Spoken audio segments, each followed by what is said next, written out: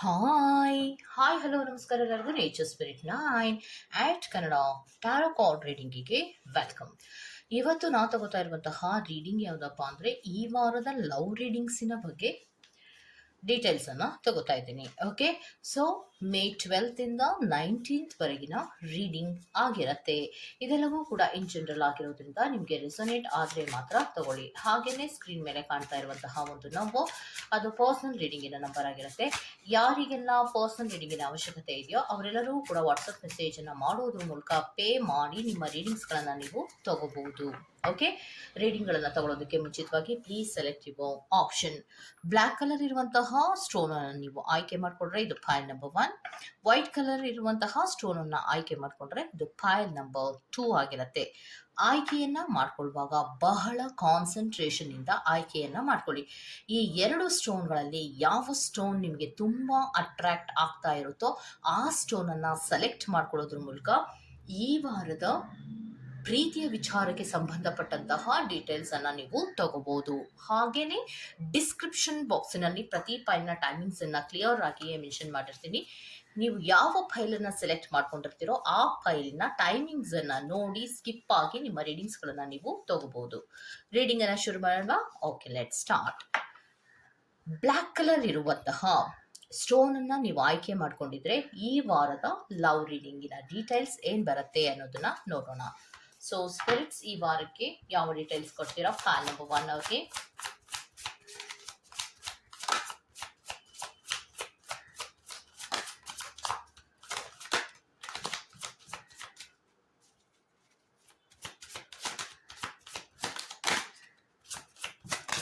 Okay, ಪ್ರೀತಿಯ ಜೀವನಕ್ಕೆ ಸಂಬಂಧಿಸಿದಂತೆ ನಿಮ್ಮದೇ ಆದಂತಹ ಪ್ಯಾಷನ್ ಇರುವಂತಹದನ್ನ ರೆಪ್ರೆಸೆಂಟ್ ಮಾಡ್ತದೆ. ಇಬ್ಬರಲ್ಲಿಯೂ ಕೂಡ ಪ್ರೀತಿಯ ವಿಚಾರದಲ್ಲಿ ಪ್ಯಾಷನ್ ಇದೆ, ಅಂದ್ರೆ ಇಂಟ್ರೆಸ್ಟ್ ಇದೆ, ಒಂದು ರೀತಿಯ ಅಟ್ರಾಕ್ಷನ್ಸ್ ಇದೆ, ಮತ್ತೆ ಫನ್ ಬೇಕು, ಈ ಪ್ರೀತಿಯಲ್ಲಿ ಫನ್ ಇರಬೇಕು ಅನ್ನುವಂತಹದ್ದು, ಮತ್ತೆ ತುಂಬಾ ಒಂದು ರೀತಿಯ ಅಟ್ರಾಕ್ಷನ್ಸಿನಲ್ಲಿ ಪ್ಯಾಷನ್ಸಿನ ಕಡೆಗೆ ಮುಂದೆ ಹೋಗಬೇಕು ಅನ್ನುವಂತಹ ಈಕ್ವಲ್ ಇಂಟ್ರೆಸ್ಟ್ ನಿಮ್ಮಿಬ್ಬರ ಕಡೆಯಲ್ಲಿಯೂ ಕೂಡ ಇದೆ ಅನ್ನುವಂಥದ್ದನ್ನು ನೀವು ಮತ್ತೆ ನಿಮ್ಮ ಪರ್ಸನಿನ ಕಡೆ ಇಬ್ಬರಲ್ಲಿಯೂ ಕೂಡ ಈಕ್ವಲ್ ಇಂಟ್ರೆಸ್ಟಿನ ಮೂಲಕವೇ ಮುಂದೆ ಹೋಗ್ತಾ ಇರುವಂತಹದನ್ನ ರೆಪ್ರೆಸೆಂಟ್ ಮಾಡ್ತಾ ಇದೆ. Okay, so spirits next.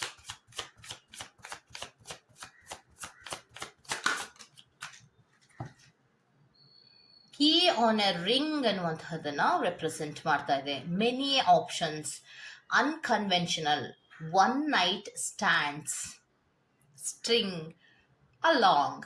ಅಂದ್ರೆ ಮೆನಿ ಆಪ್ಷನ್ಸ್ಗಳ ಬಗ್ಗೆ ನೀವು ಯೋಚನೆಯನ್ನ ಮಾಡ್ತಿರ್ತೀರಾ. ಪ್ರೀತಿಯ ವಿಚಾರಕ್ಕೆ ಸಂಬಂಧಿಸಿದಂತೆ ತುಂಬಾ ಆಪ್ಷನ್ಸ್ಗಳಿದೆ, ಅದರದೇ ಆದಂತಹ ಒಂದು ಪ್ಯಾಷನ್ಸ್ ಇದೆ. ನಾನು ಹೇಗೆ ಬೇಕಾದರೂ ಮುಂದಕ್ಕೆ ಹೋಗಬಹುದು ಅನ್ನುವಂತಹ ರೀತಿಯಲ್ಲಿ ಮುಂದಕ್ಕೆ ಹೋಗ್ತಾ ಇದ್ದೀರಾ ಅನ್ನುವಂತಹದನ್ನ ರೆಪ್ರೆಸೆಂಟ್ ಮಾಡ್ತಾ ಇದೆ. ಸೆಕೆಂಡ್ ಕಾರ್ಡಿನ ಡೀಟೇಲ್ಸ್ ಅನ್ನ ಎಗೇನ್ ನೆಕ್ಸ್ಟ್ ಮುಂದೆ ಬರುವಂತಹ ಕಾರ್ಡ್ಗಳನ್ನ ಸೇರಿಸಿ ನಿಮಗೆ ಎಕ್ಸ್ಪ್ಲನೇಷನ್ಸ್ ಅನ್ನ ಕೊಡ್ತೇನೆ. Okay, okay, not enough. ನೋಡಿ, ನಾಟ್ ಎನಫ್ ಅಂದ್ರೆ ಪ್ರೀತಿಯಲ್ಲಿ ಪ್ಯಾಷನ್ಸ್ ಇದೆ, ಭಾವೋದ್ರೇಕದ ಪ್ರೀತಿಗಳಿಗೆ ಒಳಗಾಗ್ತಾ ಇರುವಂತಹ ಸಾಧ್ಯತೆಗಳಿದೆ. ಏನೇನೋ ಯೋಚನೆ ಮಾಡ್ತೀರಾ, ಅದೇನೋ ಒಂದು ರೀತಿಯಲ್ಲಿ ಸ್ಯಾಟಿಸ್ಫ್ಯಾಕ್ಷನ್ಸ್ ಅನ್ನೋದೇ ಇಲ್ವೇನೋ ಅನ್ನುವಂತಹ ರೀತಿಯಲ್ಲಿ ಮುಂದೆ ಮುಂದೆ ಹೋಗ್ತಾ ಇರುವಂತಹದ್ದು, ಮತ್ತೆ ಅದರಲ್ಲಿ ಒಂದು ರೀತಿಯ ಲ್ಯಾಕಿಂಗ್ ಕಾನ್ಫಿಡೆನ್ಸ್ ಅನ್ನ ರೆಪ್ರೆಸೆಂಟ್ ಮಾಡ್ತಾ ಇದೆ. ಸೆಲ್ಫ್ ಸ್ಯಾಬಿಟೈಜ್ಗಳನ್ನ ಮಾಡ್ಕೋತಾ ಇದ್ದೀರಾ, ಮತ್ತೆ ಫ್ರಸ್ಟ್ರೇಷನ್ಸ್ ಅಲ್ಲಿ ಇರ್ತೀರಾ, ಈಗೋ ಇರತ್ತೆ ನಿಮ್ಮಲ್ಲಿ ಅನ್ನುವಂಥದ್ದನ್ನ ರೆಪ್ರೆಸೆಂಟ್ ಮಾಡ್ತಾ ಇದೆ. ನೋಡಿ, ಏನೇ ಪ್ಯಾಷನ್ಸ್ ಇರಲಿ, ಯಾವುದೇ ಮುಂದುವರಿಕೆಗಳನ್ನ ನೀವು ಮಾಡ್ತಾ ಇರಲಿ, ಯಾವುದೇ ಆಪ್ಷನ್ಸ್ಗಳು ಇದೆ ಅಂತ ನೀವು ಮುಂದೆ ಹೋದ್ರೂ ಅದರಲ್ಲಿ ಎನಫ್ ಅನ್ನೋದು ಇದೆಯಾ ನಿಮಗೆ? ಸಾಕು, ಇಲ್ಲಿಗೆ ಸ್ಟಾಪ್ ಮಾಡಬೇಕು ಅನ್ನುವಂತಹ ಮನಸ್ಥಿತಿ ಏನೂ ಕೂಡ ನಿಮ್ಮಲ್ಲಿ ಇರುವಂತಹದ್ದೇ ಕಾಣಿಸ್ತಾ ಇಲ್ಲ. ಲ್ಯಾಕಿಂಗ್ ಕಾನ್ಫಿಡೆನ್ಸೇ ಇಲ್ಲ. ಹೇಗೆ ಬೇಕೋ ಹಾಗೆ ಪ್ರೀತಿಯ ವಿಚಾರದಲ್ಲಿ ಮುಂದುವರಿಕೊಂಡು ಹೋಗ್ತಾ ಇರುವಂತಹದ್ದು. ಸೆಲ್ಫ್ ಸ್ಯಾಬಿಟೇಜ್ ಅಲ್ವಾ ಇದು? ಈಗೋ, ಫಿಯರ್, ಫ್ರಸ್ಟ್ರೇಷನ್ಸ್ಗಳಲ್ಲಿ ನೀವಿರ್ತೀರಾ. ನೆಕ್ಸ್ಟ್ ಈಗೇನು ಮುಂದುವರಿಕೆಗಳನ್ನು ಮಾಡ್ತಿರೋ ಅದು ನೆಕ್ಸ್ಟಿನ ಮೂಮೆಂಟೇ ನಿಮ್ಮ ಲ್ಯಾಕಿಂಗ್ ಕಾನ್ಫಿಡೆನ್ಸ್ಗೆ ಕಾರಣ ಆಗತ್ತೆ, ಮತ್ತು ಭಯಗಳಿಗೆ ಕಾರಣ ಆಗತ್ತೆ. ನಿಮ್ಮಲ್ಲಿ ಫ್ರಸ್ಟ್ರೇಷನ್ಸ್ ಅನ್ನೋದು ಶುರು ಆಗತ್ತೆ. ಬಿಕಾಸ್ ಯೋಚನೆ ಮಾಡದೆ ಮುಂದುವರಿಕೆಗಳನ್ನು ಮಾಡುವಂತಹ ರೀತಿಯೇ ನಿಮಗೆ ಇದಕ್ಕೆಲ್ಲ ಕಾರಣ ಅನ್ನೋದನ್ನ ಹೇಳ್ತಾ ಇದ್ದಾರೆ. So spirits next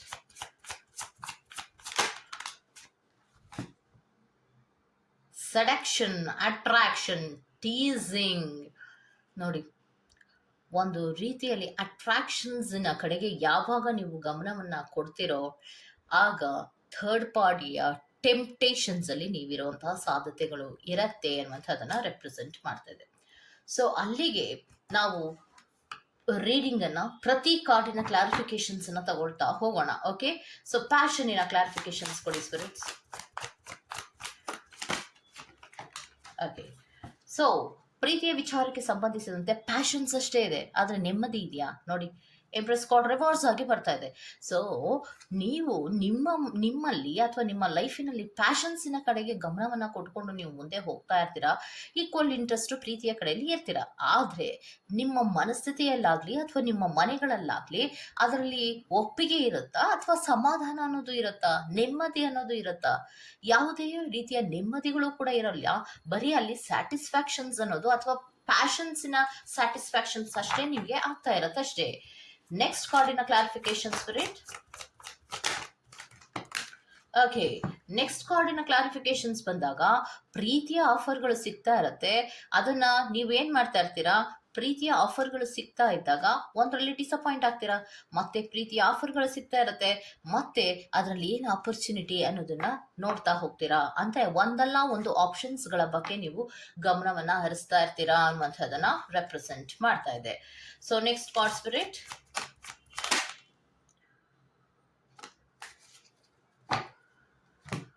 so not enough, ನನಗೆ ಎನಫ್ ಅನ್ನೋದೇ ಇಲ್ಲ, ಪ್ರೀತಿಯ ವಿಚಾರದಲ್ಲಿ ನನಗೆ ಸಮಾಧಾನ ಆಗ್ತಾ ಇಲ್ಲ ಅಂದ್ರೆ ನಾನು ಮರಳಿ ಪ್ರಯತ್ನವನ್ನ ಮಾಡ್ತೀನಿ, ಅದರಲ್ಲಿ ಏನನ್ನೋ ಒಂದನ್ನ ಸಾಧಿಸ್ತೀನಿ ಅನ್ನುವಂತಹ ಆಲೋಚನೆಗಳನ್ನ ಮಾಡಿ ಮುಂದಕ್ಕೆ ಹೋಗ್ತಾ ಇರುವಂತಹ ಸಾಧ್ಯತೆಗಳಿರುತ್ತೆ. ಓಕೆ, ಸೊ ಬ್ಯಾಲೆನ್ಸೇ ಇಲ್ಲ, ಯಾವುದರ ಬಗ್ಗೆಯೂ ಕೂಡ ಬ್ಯಾಲೆನ್ಸ್ ಇಲ್ಲ. ಒಂದು ಕಾಲು ನೀರಿನಲ್ಲಿ ಒಂದು ಕಾಲು ನೆಲದ ಮೇಲೆ ಇದೆ ಅಂದ್ರೆ ನೀವು ಎರಡು ದೋಣಿಗಳ ಪ್ರಯಾಣವನ್ನ ಮಾಡ್ತಾ ಇದ್ದೀರಾ. ಮೈಂಡಿನಲ್ಲಿ ಅಥವಾ ಮನಸ್ಸಿನಲ್ಲಿ ನನಗೆ ಸಮಾಧಾನ ಕೊಡ್ತಾ ಇದೆಯಾ ಈ ಪ್ರೀತಿಯಿಂದ, ಅಥವಾ ನಾನು ಈ ಪ್ರೀತಿಯ ಕಡೆಗೆ ಮುಂದುವರಿಕೆಗಳನ್ನ ಮಾಡ್ಕೊಳ್ಳೋದ್ರಿಂದ ಅಟ್ರಾಕ್ಷನ್ಸ್ ಇದೆ, ಆದರೆ ಥರ್ಡ್ ಪಾರ್ಟಿ ಸಿಚುಯೇಷನ್ಸ್ ಟೆಂಪ್ಟೇಷನ್ಸ್ಗಳು ನನ್ನಲ್ಲಿ ಇರೋದ್ರಿಂದ ನನಗೆ ಸಮಾಧಾನ ಅನ್ನೋದು ಸಿಗುತ್ತಾ, ಇದರಲ್ಲಿ ನೆಮ್ಮದಿ ಅನ್ನೋದು ಸಿಗುತ್ತಾ ಅನ್ನುವಂತಹ ಆಲೋಚನೆಗಳನ್ನ ನೀವು ಮಾಡ್ತಾ ಇಲ್ಲದೆ ಇರೋದನ್ನ ರೆಪ್ರೆಸೆಂಟ್ ಮಾಡ್ತಾ ಇದೆ. ತುಂಬಾ ಬ್ಯಾಲೆನ್ಸ್ ಅನ್ನ ಮಾಡಬೇಕು ಜೀವನದಲ್ಲಿ. ತುಂಬಾ ಬ್ಯಾಲೆನ್ಸ್ ಅನ್ನೋದು ತುಂಬಾ ಮುಖ್ಯ ಆಗಿರುತ್ತೆ. ಬ್ಯಾಲೆನ್ಸ್ ಬಿಟ್ಟು ನೀವು ಮುಂದೆ ಹೋಗ್ತಾ ಇರುವಂತಹದನ್ನ ರೆಪ್ರೆಸೆಂಟ್ ಮಾಡ್ತಾ ಇದೆ. Okay,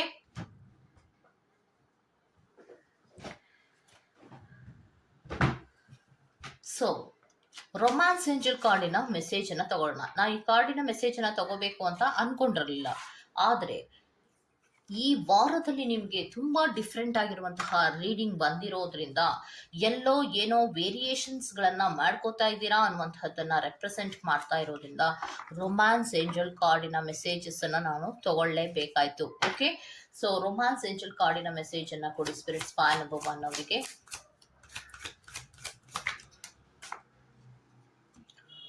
Religious factor. Your love life is influenced by your religious upbringing and spiritual path.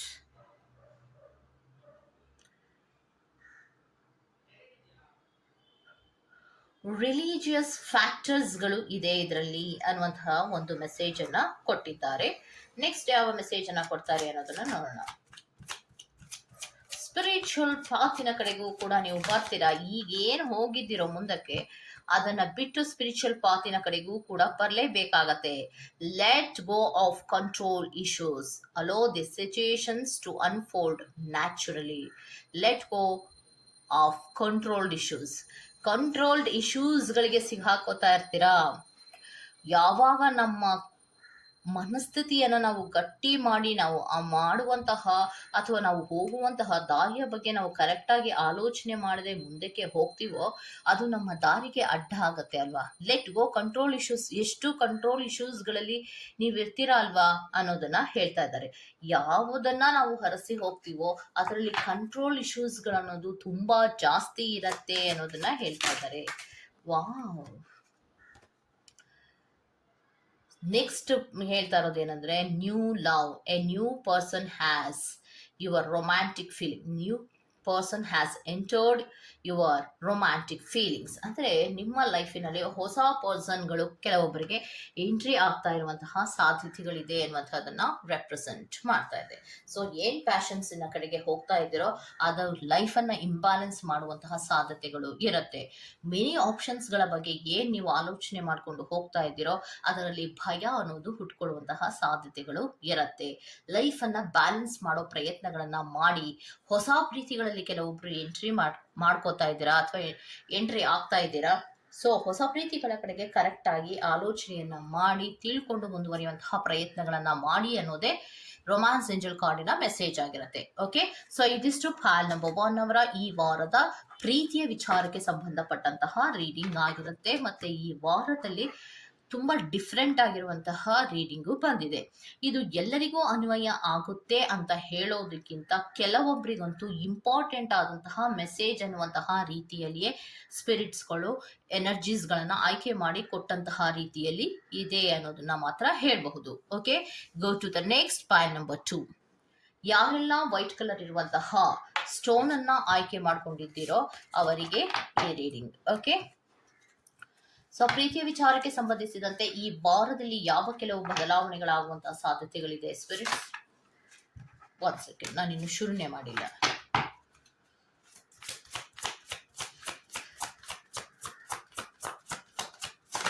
Very good. Okay okay okay.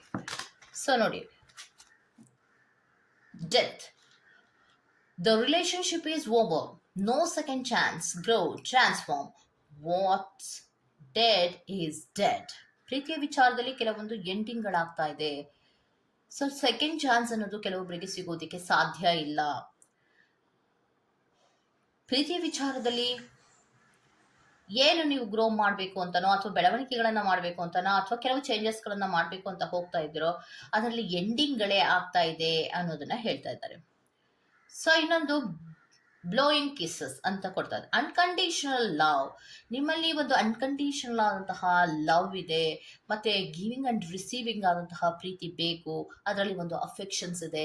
ನನ್ನ ಪ್ರೀತಿ ರಿಟರ್ನ್ ಆಗಿ ಬೇಕು ಅನ್ನುವಂತಹ ರೀತಿಯಲ್ಲಿ ನೀವು ಏನು ಆಲೋಚನೆಗಳನ್ನ ಮಾಡ್ತಿರ್ತೀರಾ, ಏನು ಹಂಬಲವನ್ನ ಪಡ್ತಾ ಇರ್ತೀರಾ, ಸೊ ಅದೆಲ್ಲವೂ ಕೂಡ ಸಾಧ್ಯ ಇಲ್ಲ. ಸದ್ಯಕ್ಕಂತೂ ಈ ವಾರದಲ್ಲಿ ಸಾಧ್ಯ ಇಲ್ಲ ಅನ್ನೋದನ್ನ ಹೇಳ್ತಾ ಇದ್ದಾರೆ.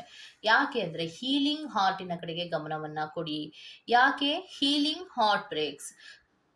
ನಿಮಗೆ ನಿಮ್ಮ ಹೃದಯಕ್ಕೆ ಅತಿಯಾದ ನೋವಾಗ್ತಾ ಇದೆ. ರಿಲೇಶನ್ಶಿಪ್ನ ವಿಚಾರದಲ್ಲಿ ತುಂಬಾ ಬದಲಾವಣೆಗಳಾಗ್ತಾ ಇದೆ. ನೀವು ಏನೇ ಗ್ರೋಗಳನ್ನ ಮಾಡ್ಕೊಳ್ಳೋ ಪ್ರಯತ್ನಗಳನ್ನ ಮಾಡ್ತಾ ಇದ್ರು ಪ್ರೀತಿಯ ವಿಚಾರದಲ್ಲಿ ಯಾವುದೇ ಬದಲಾವಣೆಗಳಾಗ್ತಾ ಇಲ್ಲ, ಎಂಡ್ ಆಗ್ತಾ ಇದೆ. ಸೊ ನಿಮಗೆ ಅನ್ಕಂಡೀಷನಲ್ ಆದಂತಹ ಪ್ರೀತಿ ಇರೋದ್ರಿಂದ ಈಕ್ವಲ್ ಗಿವ್ ಅಂಡ್ ಟೇಕ್ ಆದಂತಹ ಪ್ರೀತಿ ನನಗೆ ಬೇಕು, ಅದರಲ್ಲೊಂದು ಅಫೆಕ್ಷನ್ ಇದೆ, ಈ ಪ್ರೀತಿ ನನಗೆ ರಿಟರ್ನ್ ಬೇಕು ಅನ್ನುವಂತಹ ರೀತಿಯ ಹಂಬಲವನ್ನ ಏನೇ ಮಾಡಿದ್ರು ಕೂಡ ಅದರಲ್ಲಿ ಯಾವುದೇ ರೀತಿಯ ಪ್ರಯೋಜನಗಳು ಇಲ್ಲ. ಸಿಚುಯೇಷನ್ಸ್ಗಳನ್ನ ಆಕ್ಸೆಪ್ಟ್ ಮಾಡಲೇಬೇಕಾಗತ್ತೆ. ಟಾಕ್ಸಿಸಿಟಿಯನ್ನ ರೆಪ್ರೆಸೆಂಟ್ ಮಾಡ್ತಾ ಇದೆ. ಅಂದ್ರೆ ಪ್ರೀತಿಯ ವಿಚಾರದಲ್ಲಿ ಟಾಕ್ಸಿಸಿಟಿಯನ್ನ ರೆಪ್ರೆಸೆಂಟ್ ಮಾಡ್ತಾ ಇದೆ ಅಂದ್ರೆ ವಿಷಕಾರಿಯಾದಂತಹ ರೀತಿಯ ಅಂಶಗಳು ಪ್ರೀತಿಯಲ್ಲಿ ಇದೆ. ಮತ್ತೆ ನೀವು ತುಂಬಾ ಜಾಸ್ತಿ ಅಡಿಕ್ಷನ್ಸ್ ಅನ್ನ ಮಾಡ್ಕೊಂಡಿರ್ತೀರಾ. ಮತ್ತೆ ಈ ಪ್ರೀತಿಯಲ್ಲಿ ಅಬ್ಯೂಸ್ ರಿಲೇಶನ್ಶಿಪ್ ಅನ್ನ ರೆಪ್ರೆಸೆಂಟ್ ಮಾಡ್ತಾ ಇದೆ. ಅದರ ಕಡೆಗೆ ಗಮನವನ್ನ ಕೊಡಿ ಅನ್ನೋದನ್ನ ಹೇಳ್ತಾ ಇದ್ದಾರೆ. Okay, next. ಓಕೆ, ಯಾಕೆ ಇಷ್ಟೆಲ್ಲ ಆಗ್ತಾ ಇದೆ ಅನ್ನೋದಾದ್ರೆ ಕಾರ್ಮಿಕ್ ರಿಲೇಶನ್ಶಿಪ್ ಅನ್ನೋದನ್ನ ಹೇಳ್ತಾ ಇದ್ದಾರೆ. ಸೊ ಕಾರ್ಮಿಕ್ ರಿಲೇಶನ್ಶಿಪ್ ಆಗಿರೋದ್ರಿಂದಲೇ ನಿಮ್ಗೆ ಸ್ವಲ್ಪ ಟ್ರಿಗರ್ಗಳಾಗ್ತಾ ಇರುವಂತಹ ಸಾಧ್ಯತೆಗಳಿರುತ್ತೆ. ಪ್ರೀತಿಯನ್ನ ಬಿಟ್ಟು ಹೋಗ್ಬೇಕು ಅಂತ ನೀವು ಅನ್ಕೋತೀರಾ, ಆದ್ರೆ ಬಿಟ್ಟಿರೋಕ್ಕಾಗದೇ ಇರುವಂತಹ ಪರಿಸ್ಥಿತಿಗಳಿರುತ್ತೆ. ಏಕೆ ನೀವು ಮತ್ತೆ ಅದರ ಬಗ್ಗೆಯೇ ಯೋಚನೆ ಮಾಡೋದಕ್ಕೆ ಶುರು ಮಾಡ್ತೀರಾ. ಬಿಕಾಸ್ ಅದು ಕಾರ್ಮಿಕ್ ಜರ್ನಿ ಆಗಿರುವಂತಹ ಸಾಧ್ಯತೆಗಳಿರುತ್ತೆ. ಸೊ ಅದಕ್ಕೋಸ್ಕರವಾಗಿಯೇ ನೀವು ಹೊಸ ಪ್ಯಾನಿಕ್ ಆಗೋದಕ್ಕೆ ಬದಲಾಗಿ ನಿಮ್ಮ ಲೈಫಿನ ಹೊಸ ಫೇಸ್ಗಳ ಬಗ್ಗೆ ಗಮನವನ್ನ ಕೊಡಿ ಅನ್ನೋದನ್ನ ಹೇಳ್ತಾ ಇದ್ದಾರೆ. ಸೊ ಯಾವಾಗ ನಾವು ಪ್ಯಾನಿಕ್ ಆಗ್ತೀವೋ ಆಗ ನಾವು ಏನನ್ನೂ ಮಾಡೋಕ್ಕಾಗಲ್ಲ, ಬರೀ ಯೋಚನೆ ಮಾಡ್ಬೋದು, ನೋವನ್ನ ಪಡ್ಬೋದು, ಅಳ್ಬೋದು, ಸಂಕಟ ಪಡ್ಬೋದು, ಇಷ್ಟನ್ನ ಬಿಟ್ರೆ ಪ್ರೀತಿಯ ವಿಚಾರದಲ್ಲಿ ಯಾವುದೇ ರೀತಿಯ ಬದಲಾವಣೆಗಳಾಗ್ತಾ ಇರೋದಿಲ್ಲ. ಸೊ ಅದಕ್ಕೆ ಪ್ಯಾನಿಕ್ ಆಗೋದಕ್ಕೆ ಬದಲಾಗಿ ನಾವು ಹೊಸ ರೀತಿಯಲ್ಲಿ ಯೋಚನೆಯನ್ನ ಮಾಡೋದ್ರಿಂದ, ನಮ್ಮ ಲೈಫನ್ನ ರಿನ್ಯೂವಲ್ ಮಾಡ್ಕೊಳ್ಳೋದ್ರಿಂದ, ಜೀವನವನ್ನ ಬೇರೆ ರೀತಿಯಲ್ಲಿ ಆಲೋಚನೆ ಮಾಡೋದ್ರಿಂದ ಚೇಂಜಸ್ ಅನ್ನೋದು ಇರುತ್ತೆ ನಮ್ಮ ಮೈಂಡಿಗೆ ಅಲ್ವಾ. ರೈಸ್ ಯುವರ್ ಆಶಾಸ್ ಅಂದ್ರೆ ಏನು, ನಮ್ಮ ಮನಸ್ಸನ್ನ ಸಂತೋಷವಾಗಿ ಇಟ್ಕೊಳ್ಳೋ ಪ್ರಯತ್ನಗಳನ್ನ ನಾವು ಮಾಡ್ತಾ ಇರಬೇಕು ಅನ್ನೋದನ್ನ ಹೇಳ್ತಾ ಇದ್ದಾರೆ. ಅಲ್ಲಿಗೆ ಈ ವಾರಕ್ಕೆ ನಿಮ್ಗೆ ಹೇಳ್ತಾ ಇರೋದಂದ್ರೆ, ಪ್ರೀತಿಯ ವಿಚಾರದಲ್ಲಿ ಅಂತಹ ದೊಡ್ಡ ಪಾಸಿಟಿವ್ ಮೂಮೆಂಟ್ಸ್ಗಳಿಲ್ಲ. ಮಾಡೋದಿಕ್ಕೆ ಹೋಗ್ತೀರಾ, ಅದ್ರಲ್ಲಿ ಮೂಮೆಂಟ್ಸ್ಗಳಿರೋದಿಲ್ಲ. ತುಂಬಾ ಅಬ್ಯೂಸಿಂಗ್ ರಿಲೇಶನ್ಶಿಪ್ ಅನ್ನ ರೆಪ್ರೆಸೆಂಟ್ ಮಾಡುತ್ತೆ, ಟಾಕ್ಸಿಸಿಟಿಯನ್ನ ರೆಪ್ರೆಸೆಂಟ್ ಮಾಡ್ತಾ ಇದೆ, ಮತ್ತೆ ಓವರ್ ಅಡಿಕ್ಷನ್ಸ್ ನಿಮ್ಮಲ್ಲಿ ಇರೋದ್ರಿಂದ ನಿಮಗೆ ಬಿಟ್ಟು ಬಿಡಲಾರದ ರೀತಿಯಲ್ಲಿ ಸಂಕಟಗಳು ಬರ್ತಾ ಇರೋದು. Because it's a comic journey. ಮತ್ತೆ ನೀವು ಯಾವಾಗ ಹೊಸ ನಿರ್ಧಾರವನ್ನ ಮಾಡಿ ಈ ನೋವಿನಿಂದ ನಾನು ಆಚೆ ಬರಬೇಕು, ಹೊಸ ದಿಕ್ಕಿನ ಕಡೆಗೆ ನಾನು ಹೋಗ್ಬೇಕು ಅನ್ನುವಂತಹ ಆಲೋಚನೆಗಳನ್ನ ಮಾಡ್ತಿರೋ, ಆಗ ಮಾತ್ರ ನಿಮ್ಗೆ ಸಮಾಧಾನ ಅನ್ನೋದು ಸಿಗೋದಕ್ಕೆ ಸಾಧ್ಯ ಇದೆ ಅನ್ನೋದನ್ನ ವೈಟ್ ಕಲರ್ ಇರುವಂತಹ ಸ್ಟೋನ್ ಯಾರೆಲ್ಲ ಆಯ್ಕೆ ಮಾಡ್ಕೊಂಡಿದ್ದೀರೋ ಅವರಿಗೆ ಕೊಡ್ತಾ ಇದ್ದಾರೆ.